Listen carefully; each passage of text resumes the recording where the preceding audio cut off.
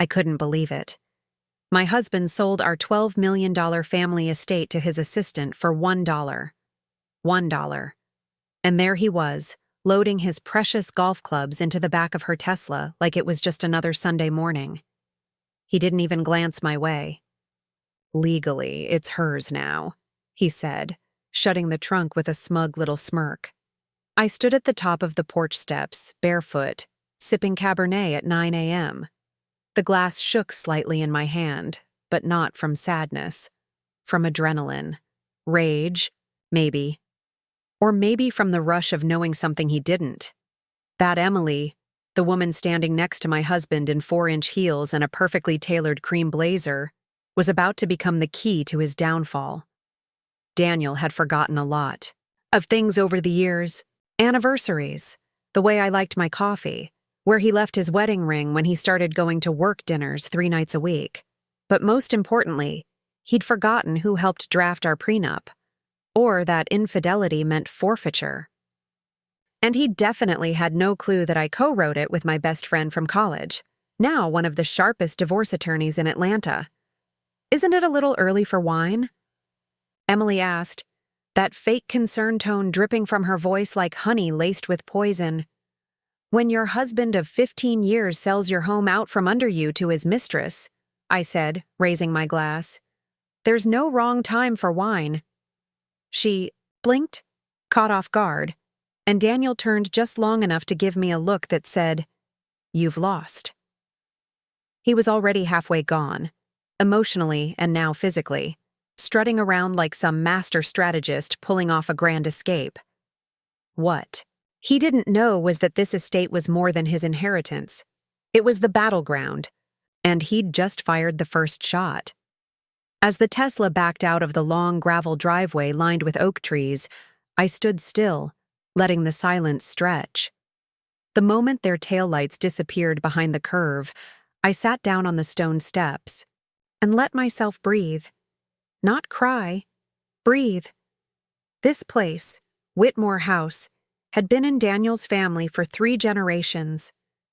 A Georgian colonial with wraparound porches and manicured hedges I used to trim myself before he hired landscapers to keep things tidy.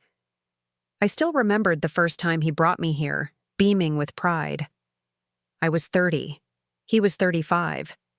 We'd met at an architectural fundraising gala in Charleston. I'd been hired to redesign the interior of a historic museum, and Daniel was there schmoozing with trustees. He sent me a drink. I didn't touch it. He approached me anyway. "You don't seem impressed," he'd said, flashing the kind of smile that gets men exactly what they want.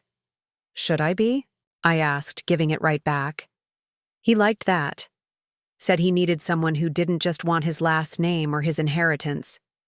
He told me we'd be equals, that he admired my independence.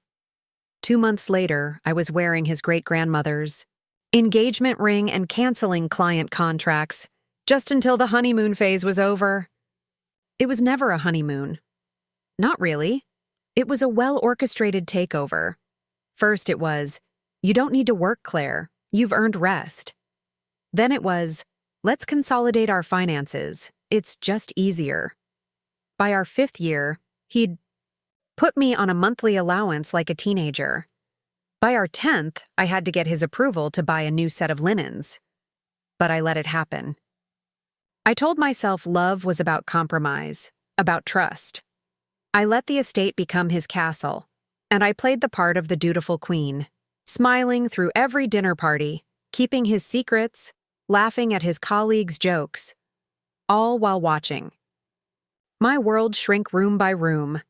So when Daniel handed over this house for $1 and called it a clean break, he thought I'd be devastated. And I was. But not in the way he expected. Before we jump in, tell us where you're tuning in from, and if this story touches you, make sure you're subscribed, because tomorrow I've saved something extra special for you. The sun had barely lifted above the tree line when I stood and walked back inside the house that was no longer mine, at least not on paper. But paper is funny. It holds both contracts and confessions, and Daniel had no idea how much of both I now possessed. The air inside Whitmore House was still, almost reverent. Morning light spilled across the grand foyer's polished floors, warming the portraits of Daniel's ancestors, who stared down at me with the same judgmental gaze they'd worn on our wedding day. I'd never felt like I belonged here. Not really.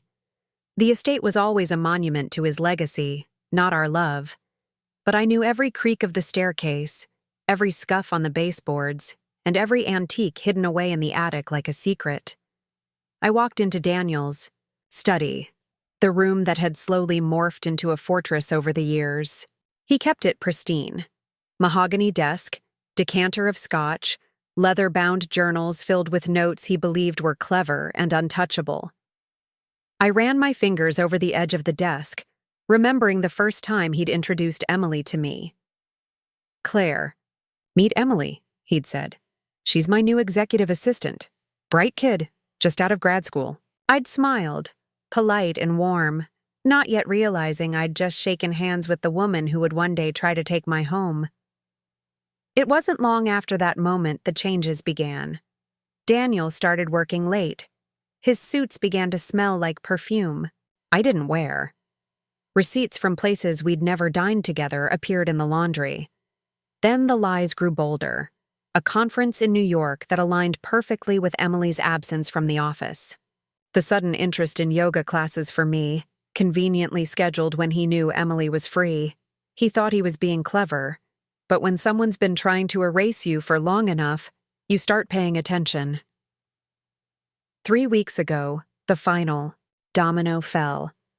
Daniel had left in a rush one morning, forgetting to lock his briefcase. A rookie mistake for a man so obsessed with control. I'd never gone through his things before. Not because I trusted him, but because I respected boundaries, even as he systematically dismantled mine. But something about that morning, the clipped tone in his voice, the way he avoided my eyes, made me curious. I opened the latch.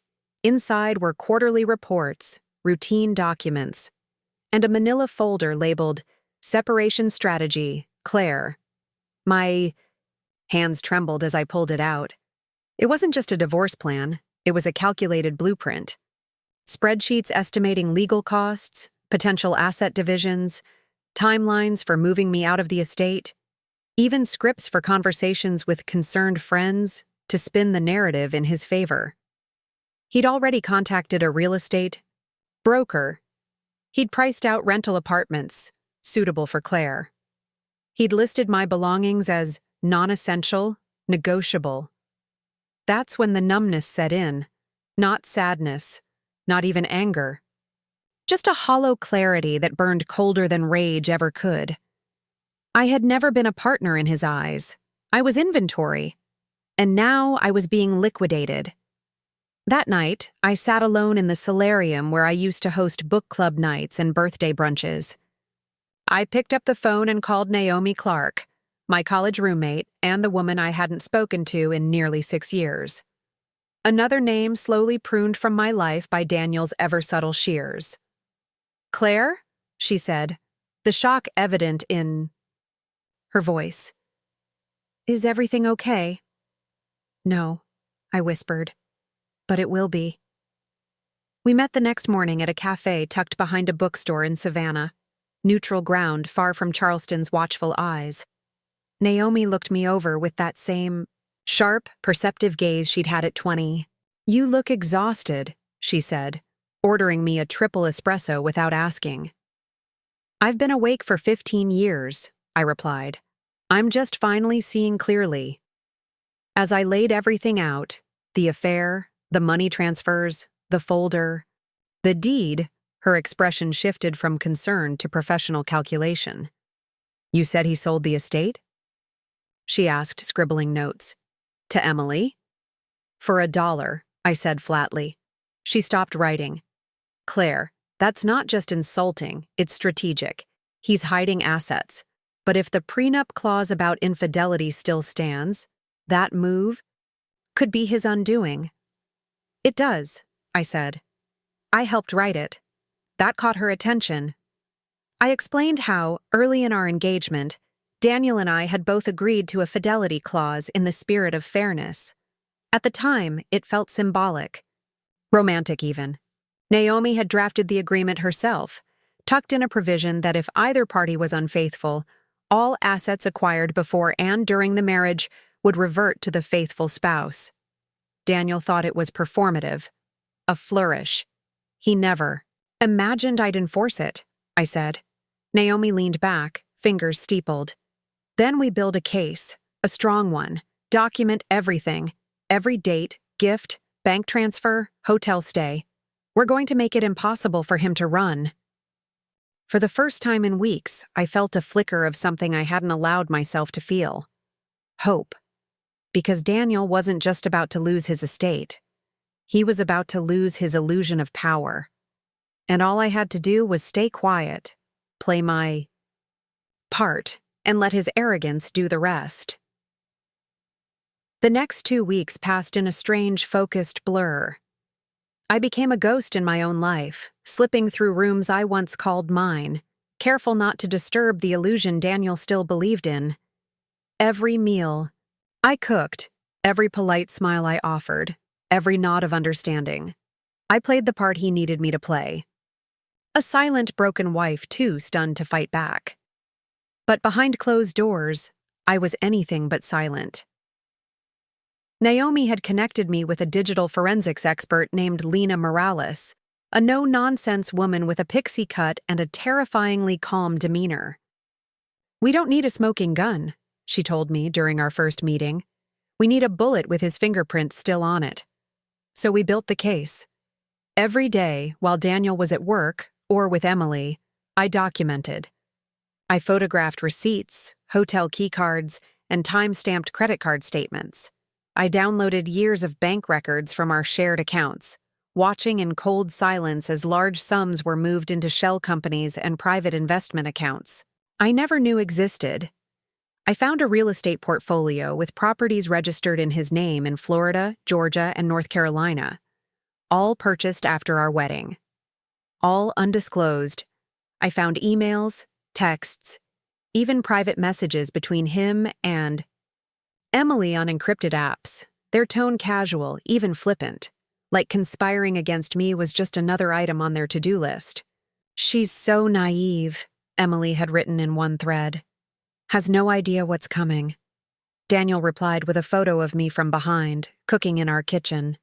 "Still thinks I'm taking her to Napa for our anniversary," he'd typed. "Going to be a fun surprise." It made me sick. But I kept reading. Because every word, every message, every arrogant joke between them became another layer of armor I wore beneath my silence. The final crack came when I cloned Daniel's phone. During one of his whiskey-induced deep sleeps. It took less than 4 minutes to mirror everything. His emails, photos, call logs.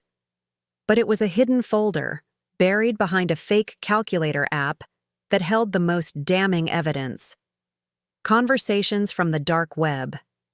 Under a pseudonym, Daniel had been messaging someone named Rook22, inquiring about clean solutions and untraceable accidents. The language was vague but chilling. "Need to make sure there's no trace. She has to go before the papers are filed. Can it be made to look like an accident? Maybe a break-in gone wrong?" The messages weren't just about divorce. They were about my disappearance. Naomi and Lena were stunned, but not surprised. "Men like Daniel don't like losing control," Naomi said. "When they realize they're about to lose everything, they start thinking in extremes. We saved everything, backed up in cloud servers, encrypted and time-stamped. And still, I smiled through dinner. Still, I asked about his day. Still, I kissed him on the cheek when he left the house. One morning, as he tied his tie in the mirror, he looked at me with that distant sort of pity that men reserve for women they believe they've outsmarted. "You've been different lately," he said, smoothing his hair. "Less combative." "I appreciate it." I turned from the dresser and gave him a small, practiced smile. "I guess I'm just seeing things more clearly now." That afternoon, I received a package at the back gate, hand-delivered, by a courier Naomi trusted. Inside was a bound document, our original prenuptial agreement. Tucked behind it was a letter Daniel had written to my father before our wedding, pledging to honor Claire with equal partnership, trust, and lifelong loyalty. I read it once, then folded it carefully and tucked it into my nightstand drawer, right next to a thumb drive containing everything Lena had recovered from Daniel's phone. A few days later, while reviewing the estate's updated deed, officially transferred to Emily for $1, I received an anonymous tip via encrypted email. It was a scanned invoice made out to Daniel's company, a consultation fee for a private investigator in Atlanta. The subject line, Whitman, movement tracking, Claire W. I stared at the document, the blood draining from my face. He wasn't just preparing for divorce, he was watching me, tracking me. And yet somehow, the fear that once paralyzed me had transformed. Now, it steeled me. Daniel believed he held all the cards, that I was in the dark, powerless, and completely alone. But he'd forgotten that women like me don't stay broken. We rebuild, smarter, quieter, and more dangerous. The last piece of the puzzle fell into place when Lena discovered an offshore account in the Cayman Islands, opened 6 months prior, under the name of a fabricated trust. The beneficiary? Not Daniel, not even Emily, our daughter. The account listed Sarah Whitman as the owner. Except our daughter had died in utero 8 years ago, something Daniel had never truly grieved, never even discussed.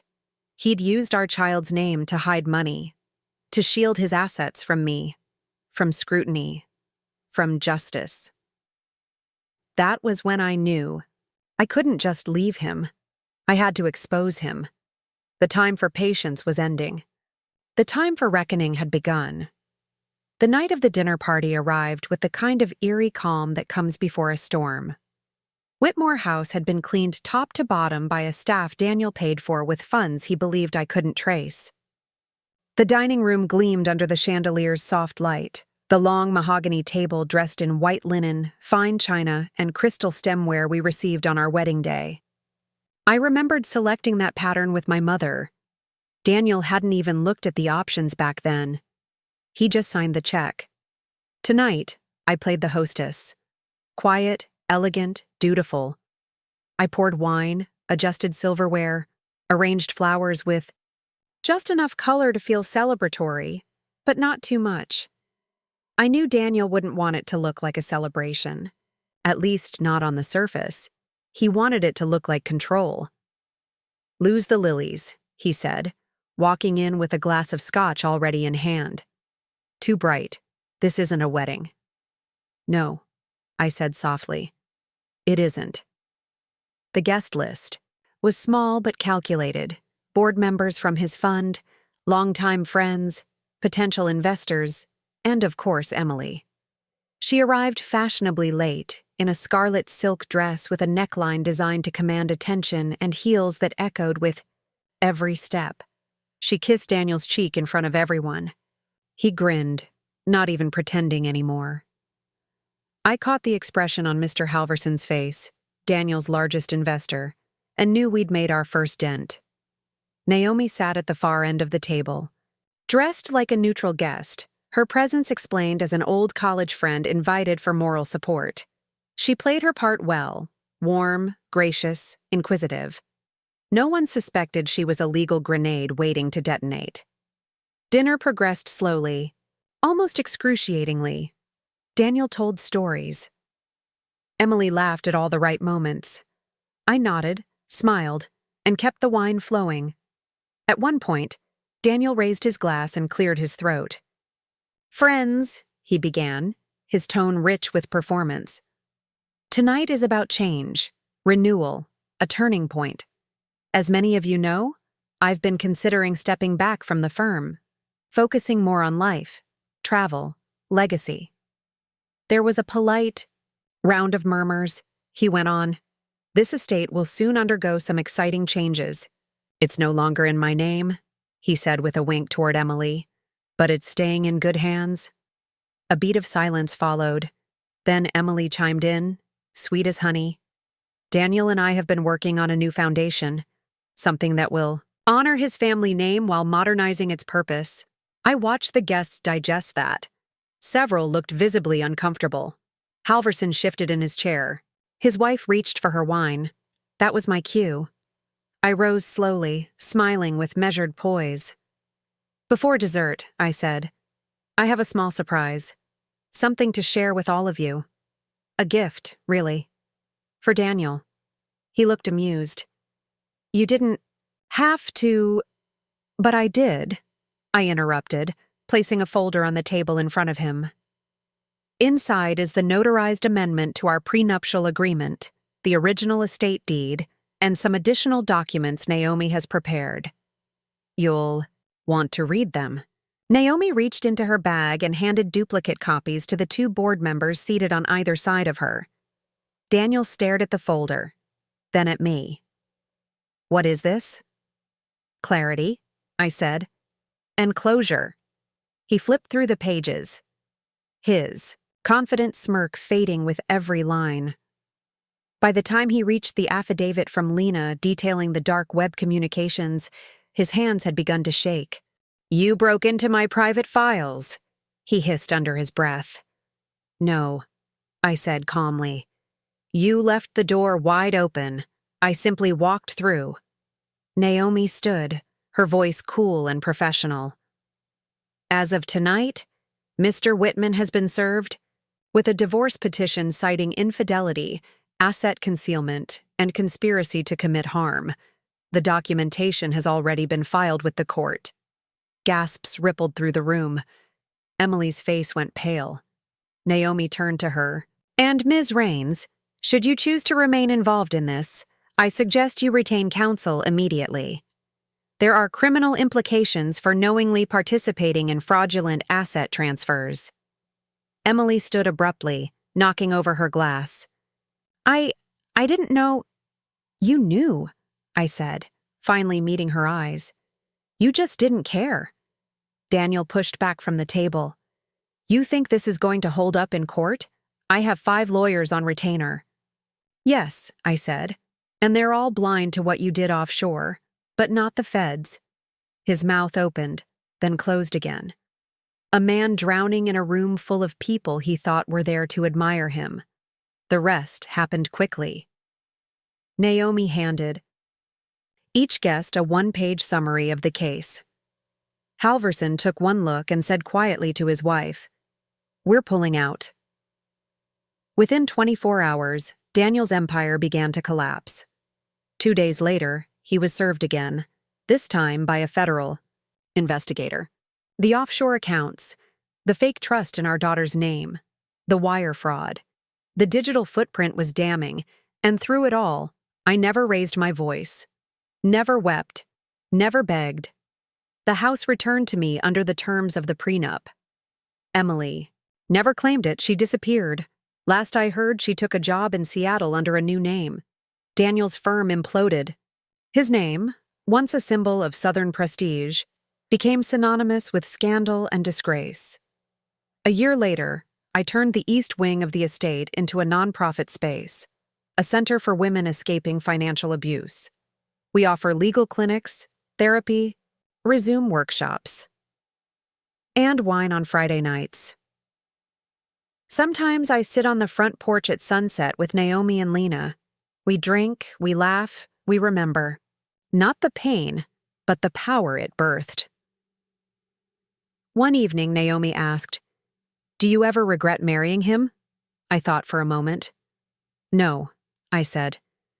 Because I never would have discovered what I'm capable of if I hadn't been underestimated, and in that quiet truth I found peace. The house is finally mine.